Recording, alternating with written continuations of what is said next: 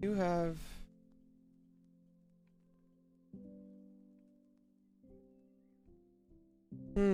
Oh, there is an idea.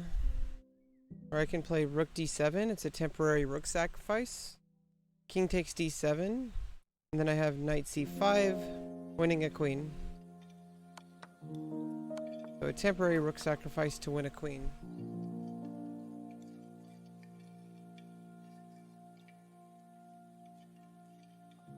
Hey, Autistic Rhino. Welcome, welcome, welcome. You want to play some chess? Let me hop into live. How are you doing today? Are you ready for some chess? I'm sorry I'm not like a GM or anything. I apologize. Dun, dun, dun, dun, dun, dun, dun.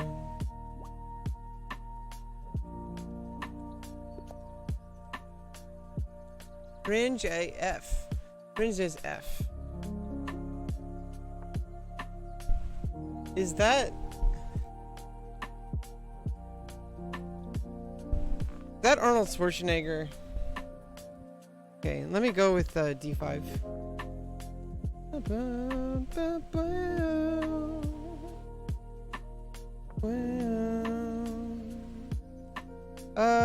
Okay, let me play with E6. And let's go with C6. And now we have Stonewall.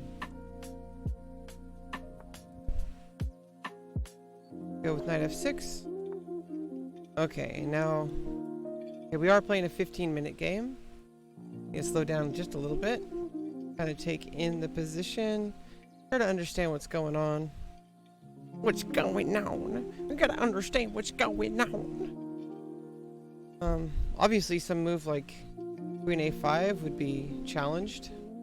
It'd be pinning the knight, but I could never trade off the queen for a knight, so it's kind of a... Like if this were a bishop, if I were somehow able to get the bishop onto A5, that would be okay. But somehow I could play bishop G4. And the bishop can't come back, so... Bishop G4 is actually looking like a good move. Tends to be played in a lot of D-pawn variations, so Bishop G4 not a terrible idea. Yeah, obviously it does give the knight an opportunity to move, but you'd have to get rid of the fork first. I mean the pin, and then you'd be able to. Oh no, you'd probably move bishop here, castle, then move the knight. Move over. It's just not very. I think I like bishop G4. The bishop can't get rid of the pin. So now the knight has nowhere to go. The castle's happening. Now I can actually use this opportunity to double up pawns. And see. Then I castle. Rook's guarding that. Knight on F6. Okay. I feel good. I feel good. Okay, so now here's the choice that I have to make. Do I take with the C pawn or the E pawn? The real decision. Decisions.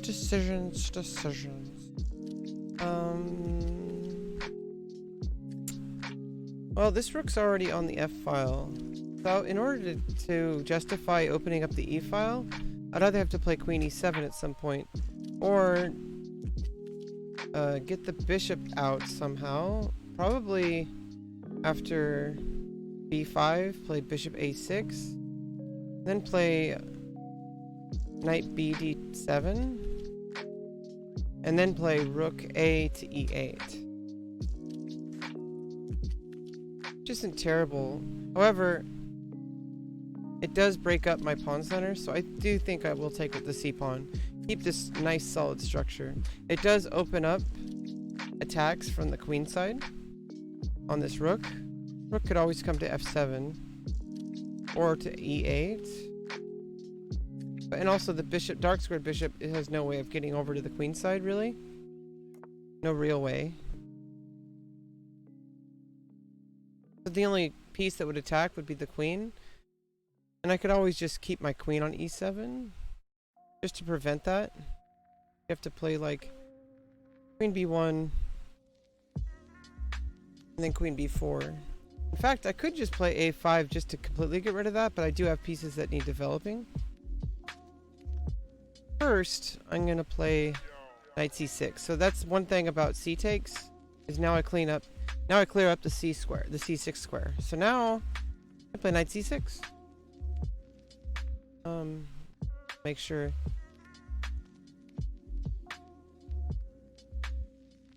going on over on white's camp.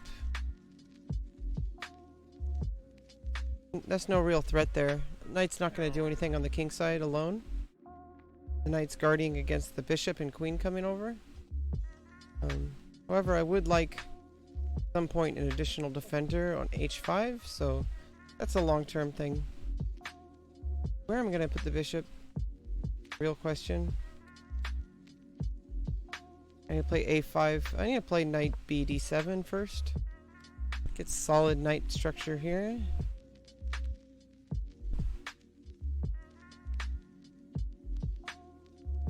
Rhino. So growing up, my dad, I fished a lot with my dad, and I had a problem when he would, I would break reels. I mean, I would break fishing poles and reels, and everything would get all tied up. I was terrible at fishing. My dad would we had a lot of fun though, but he went and he found a solution. Is he found this like solid steel, like solid rod that like didn't break. Like unbreakable rod, and he also got this special reel that didn't break and didn't get it didn't like it didn't get tangled and stuff like that. Like somehow there was some special, it was called the Rhino Reel. So yeah, autistic Rhino, that reminds me of my dad because he's the Rhino Reel. Okay, well I could always just play h6 now. And the knight has nowhere to go, except, oof, there is a hanging pawn. So I think now I do need to play queen e7. I do have to worry about some kind of sacrifice on h7, because then it opens up the king side pawn. However, it is up material, and the knight would be defended by the king. I would have to play something like king f7, rook h8, and then take advantage of that file. I don't know if white would want to do that. It wouldn't be easy for me to hold on to that material advantage, but I think it would be okay. So yeah, I think I do need to defend that pawn somehow. I could defend it just by moving the knight. Not really. Let's get queen e. I wanted queen e7 anyway, so this forces queen e7 somewhat, because now I'm defending the pawn, which was hanging. And so now I'm free to play h6.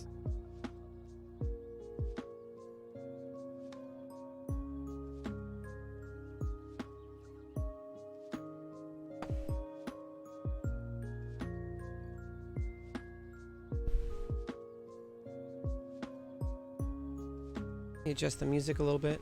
Turn it just a tad down. May have been too loud. This is look. I'm feeling comfortable.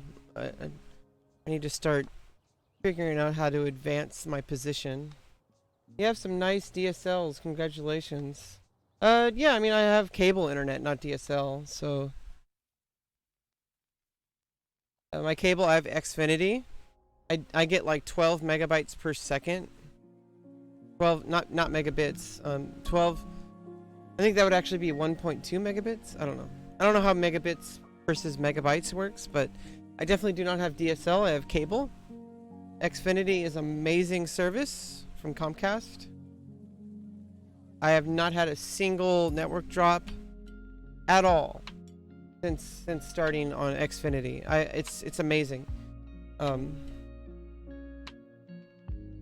not what DSL is. Come on, what are you, 14?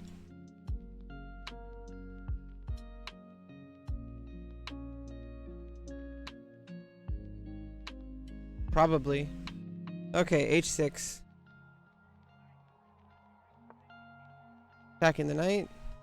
It would not be ideal. Okay, so you just retreat immediately. It would actually not be ideal because you would lose material. I mean, I would gain material. However, I'm extremely exposing my king, so I actually wouldn't have been too happy about taking that knight. Although I think I would have been able to hold on to it. But I'm glad white kind of refused that. But I mean, I was prepared either way.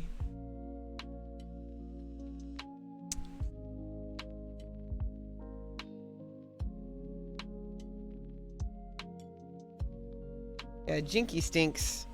I don't want to know why your Jinky stinks. Like, seriously. Like, why did your Jinky stink so bad?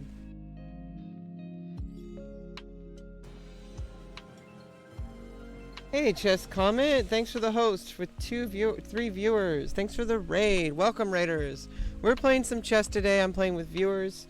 Right now, we're playing with Autistic Rhino.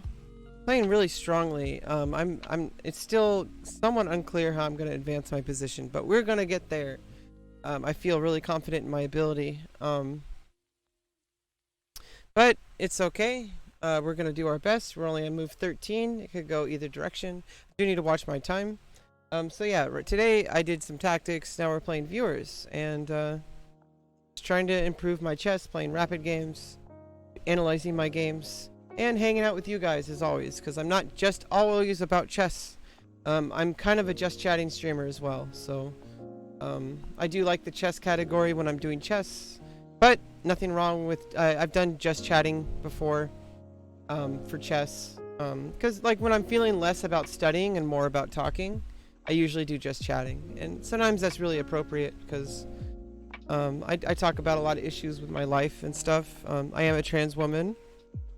Just gonna rip that band-aid off for y'all. I feel like it needs to be normalized in today's society if we're ever gonna get accepted in society, which we deserve and respect. Is we need to not hide it. We need to be out in the open. It needs to be just as normal as, hey, I like to, or like not like a hobby, because it's not something I can choose. More like, I don't know. It's like it's not a lifestyle choice. It's like it's just who I am. I'm trans. Like that's. Whatever else about my life, it's on top of it. I mean, like anything else about my life is there, and it's just a huge part of my identity. Just like a cisgender person has their gender as their part of identity, but it's not the all-defining characteristic. I feel like a lot of the discussion around trans issues kind of focuses on how we're seen as like the other, and we're really not different. So I do have a fork here. I think I'm gonna win a pawn. By the way, that's Searching for Bayou Fisher, the movie about Josh Waitzkin and his dad. There's a guy who's playing in the tournament, and he's like, I think I'm gonna win a pawn. And after the game, apparently he lost, and he's like staring at the game, like analyzing the game, which I really feel like right after you play a tournament, like maybe you look at the game like really quickly, but like to do the deep analysis, I really don't think that you should be doing that intense level of study. So that defends both, but it ties up the queen, and this pawn is defended. So now I need to start thinking about where I'm going to put my light squared bishop. So I do want to play. Really do think I want to play a5.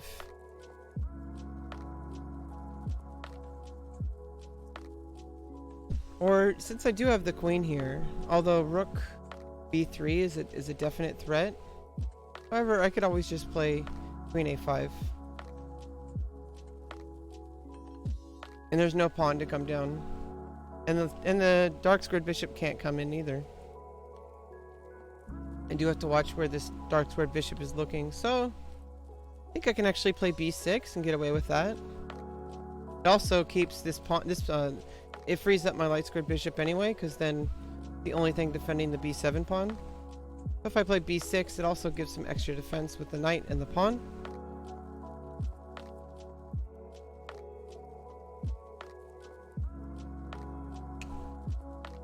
Yes, comet coming in like a comet. Yeah, so really happy that to have you here. I like to I like to play chess. I like to play other video games as well, but my main focus in life is, well, besides, you know, whatever else I do in my life. As far as a career goes, I really do want to improve at chess and continue to improve for the rest of my life. Hopefully one day go back to playing over-the-board tournaments and actually get my master title. That would be an amazing thing to do and achieve. As you can see with my rating, though, we have a lot of work to do. Although, then again, I really don't know how to... because over the board is a lot different than online. And I feel like I play a lot better over the board. And I've also, like, I've drawn against, like, 1,600 players. So I'm definitely a higher rated over the board, I think. I really don't think my rapid and blitz rating is very indicative of my classical ability. I'm just looking at the world. Classical is, like, my jam. I really love playing classical because it's like... Okay, so now I do need to play a5. Now the bishop's there. And... the knight is stuck defending the b6 pawn. Well, also... yeah, I do have a knight that can come in for backup, so it's... no, it's not... it's actually fine. It's actually fine. I would like to play a5 and bishop a5, though. So I'm preparing bishop a5. The knight can take... and I could either take with the knight or the bishop, but I want my bishop on a5, so I think I would take with the knight. Yeah, the difference between over the board and playing online, of course, is that, like, well, and we're just going to take cheaters out of the equation. We're not going to care about them, because obviously there's always going to be cheaters. And that doesn't really... oh, that kind of changes my plan, because now that this knight's under attack. Can't really... oh, if I do this, then you take... knight takes, knight takes... I think I need to defend it with my rook. I don't have to worry about the knight coming in here because of the king. The thing about over the board, though, it's like... there's a lot more factors that go into the game. Other than just... that, like, there is the fact that, like, my very first game was against an older man. He's like 1,600. And, I don't know. Like, I felt... I ended up getting a draw. I played, like, way worse than I'm playing now. Like, this was like 5 years... this is like... no, this was like 7 years ago. Actually, no. It's like 8 or 9 years ago. I have done a lot of studying since then. I would play... I look at that game. I think I still have it written down somewhere. I keep a journal of all my over-the-board games. I keep a hardbound... I keep a hardbound...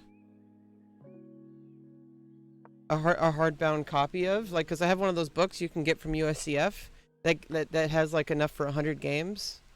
It does kind of have a limitation where it only has 100. It only goes up to, like, I think 60 moves. Although then again, you just you could just spill over to the next page and just use that as, like, you just and then it starts on move 1, so you just write 61. You just write a 6 next to it. So it's a little bit weird, but I would prefer, you know, it's not a big deal. The imperfections of notating games by hand. But anyway, it's not a big deal.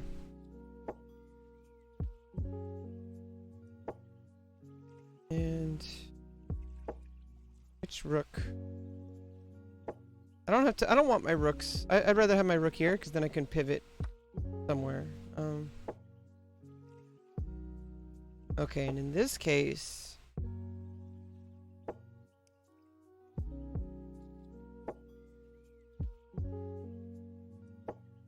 can't go here because of the bishop.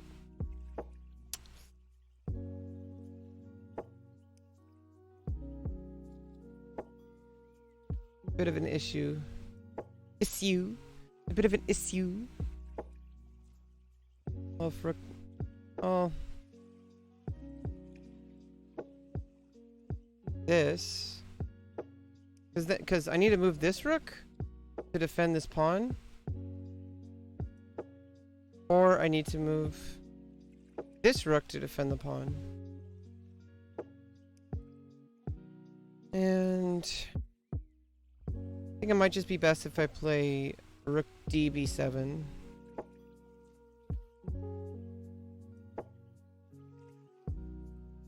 You know what I really like about the PogChamps that's going on is it's really normalizing advanced commentary on lower rated games, which has never been normalized. Throughout the, you know, I'm all about normalizing things, normalizing trans identity, gender identity, normalizing sexuality, etc., etc. Normalizing anti-racist behavior. Anyway, I really think PogChamps helps normalize the idea that advanced, like, grandmasters and other title players, masters, and all these top chess celebrities commentating on lower rated games, which has never been done before, really. Like, you never had, like, you know, it's always been focused on, like, Karpov, Garry Kasparov, or Bobby Fischer, all these super GM level players, world champion level players. And I really do think that it's a huge thing for chess that we have all these advanced commentary going on. Okay, and so now I'm attacking the bishop. I'm going to threaten to attack the queen. Obviously, the worst move that white could make would be if the rook was also here, and I was able to play the bishop here. No, that's a dream. That would be a dream if the rook was there. However, I think if I play here, I could at least trade off the queens, but I don't know if I like that. What? Won by resignation? Why? Did I miss something? Did I miss something? I mean, I could play rook b2, but the queen could just move.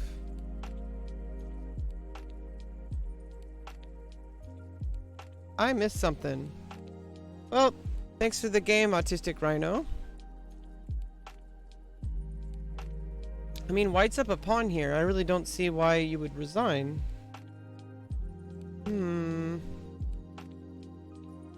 There's something I missed? If I play g5, you can just play bishop g3.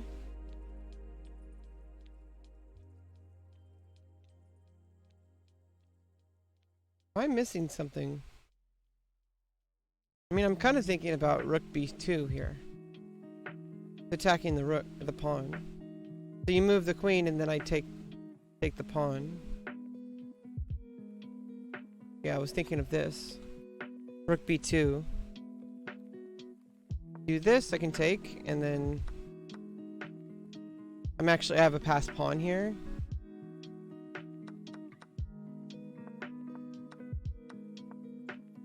If you move over here, the same deal. But now, yeah, I can't take this one. Same deal. Or even take with the queen. Actually, kind of like the idea of taking with the queen. Then I can always play queen c4. And then rook a b7. Yeah, I don't know what white would really want to do here. But I really don't think it was over for white. I just thought I'll get a pawn back. Unless there's a better move I'm missing. I guess I could attack the queen. You could always just do this and trade off. Now there's a pawn in between, so it's a little pesky, but maybe I can start attacking the pawn. You defend it.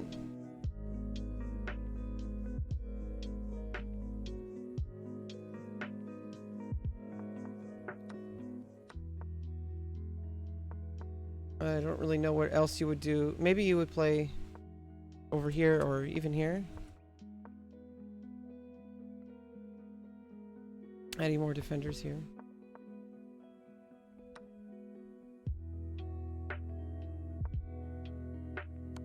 Doesn't work.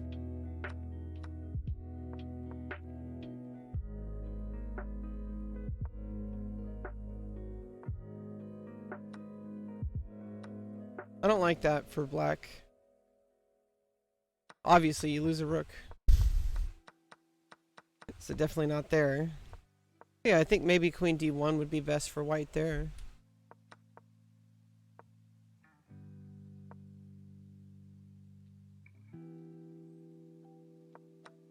Oh no, obviously not. Yeah, so not queen d1. I meant, yeah, I don't know. Doesn't look like it's over for white yet, so I don't really know why white resigned. Why would white resign here? This isn't hanging. Anyway, I guess that's enough of that. Yeah, let's get back to some tactics.